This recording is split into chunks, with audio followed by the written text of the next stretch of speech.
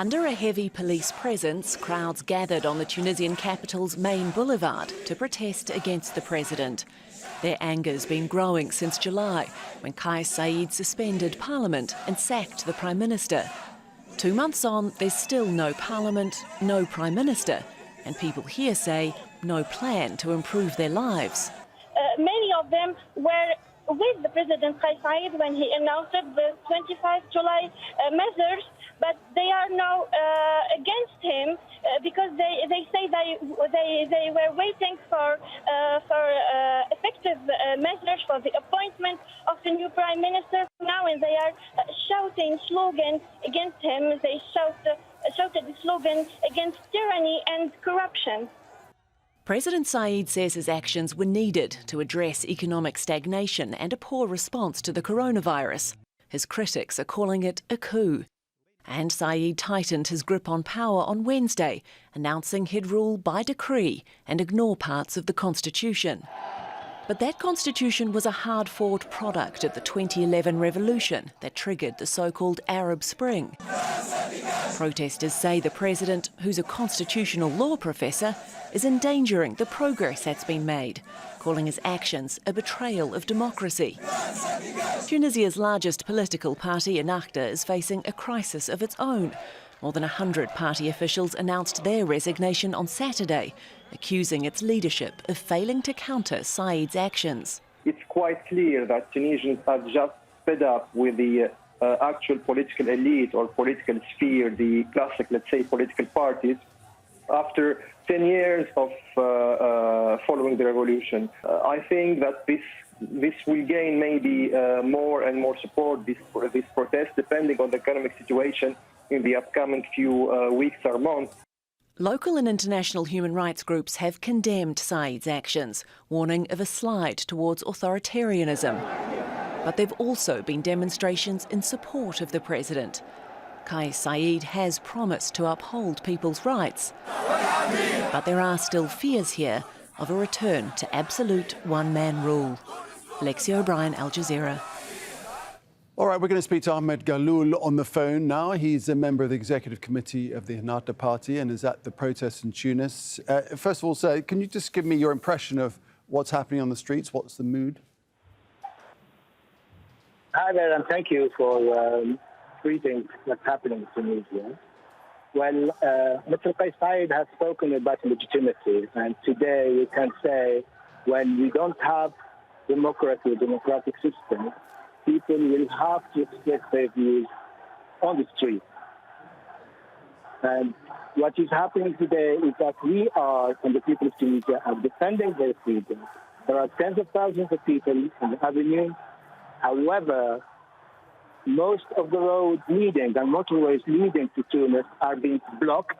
People coming for tens of hours of drive, they are being deprived from reaching the Tunis capital, and the roads are being narrowed, so people cannot come to protest against the coup.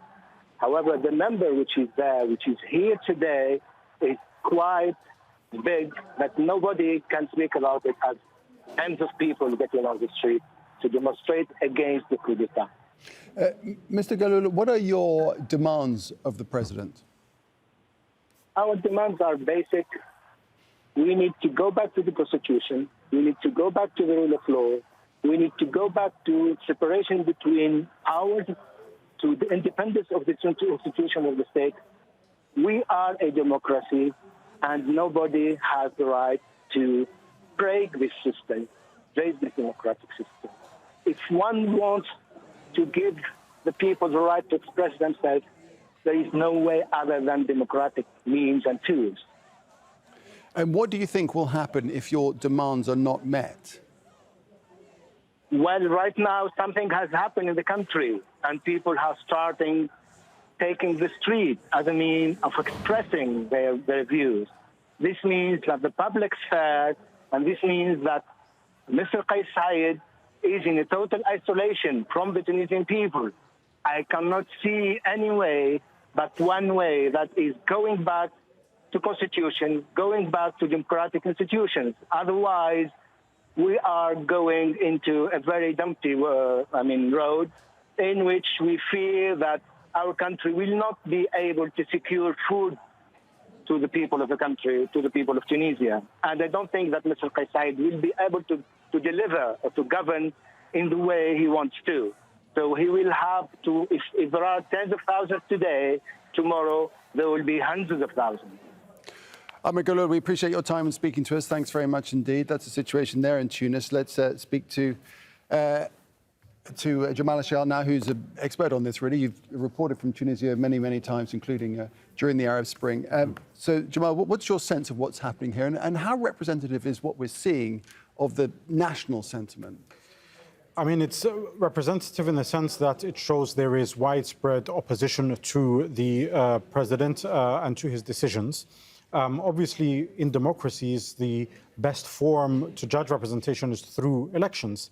Kais Saied will point to the fact that he won presidential elections, but those participating in the streets will point to the fact that there was a parliament which Kais Saied decided to suspend, and that parliament came about through elections, and the vast majority of the members of parliament are opposed to the decisions that he made. And herein is the issue, is if Kais Saied wants to turn to the streets for legitimacy, whilst he may have had the upper hand on July 25th when he made the announcements, it's becoming increasingly clear that he no longer has that, or is at least at risk of losing the street. So therefore, the choice is actually to go to the ballot boxes, what we're hearing from, whether it be another, even other political parties and even the trade unions and members of political parties who were initially in support of him. For you to do that, you need to respect the Constitution. It's the Constitution that dictates what's happening. And here is the danger, because what's triggered a lot of people here is that whilst they may have initially supported Kais Saied's decisions because he addressed them in an anti-corruption way, emergency measures that were needed to deal with the crises, both in terms of economy and in terms of COVID, people are questioning, well, if that's the case, why are you taking all power and putting it and concentrating it into yourself? And why then have your supporters gone out and burnt the Constitution? Why then has he dismissed the Constitution as something that isn't sacrosanct and doesn't need to be respected to that degree? Right. Now, the next question is, if he doesn't accede to demands of these protesters, what happens then? We're already hearing that how access to the streets is being blocked to a degree. So where there's still time for him is that the people here have come out so far opposed to him, opposed to his announcement. There isn't a clear alternative in the sense that you have a president, a figure there. In terms of the opposition, they're divided amongst many different things. All that unites them rather is their opposition to these demands. Who is he going to negotiate?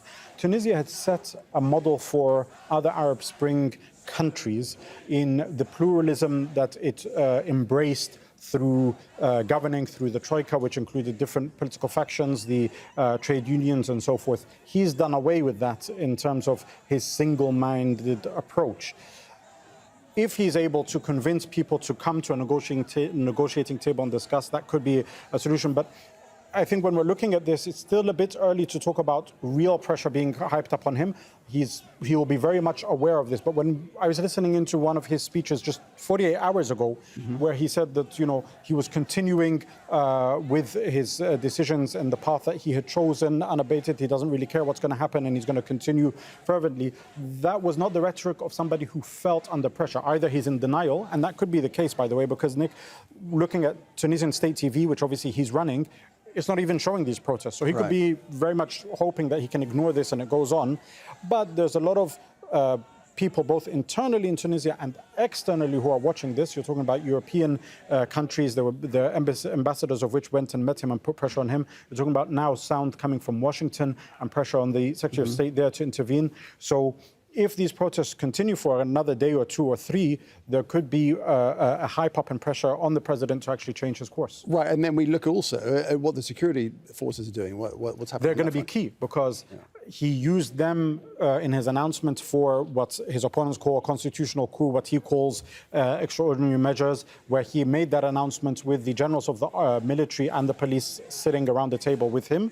But then again, the Tunisian army, if you remember, back in 2011, and they were very loyal to Ben Ali, who ruled with an iron fist for almost 25 years, refused ultimately to fight for him and to fire against the protesters? Will he try and use them now? There are elements of what's been described as the deep states who have now reared their head back in with Kais Saied. How they operate. Already they've taken some sort of a side in the sense that they've blocked roads, preventing anti-president protesters from taking place. But will they further that? Maybe they're just doing that to see really how big these protests are going to be. Their role will be very indicative, and we'll have to see how they play it out as these go on. It certainly seems as if we're heading for some kind of tipping point one way or another.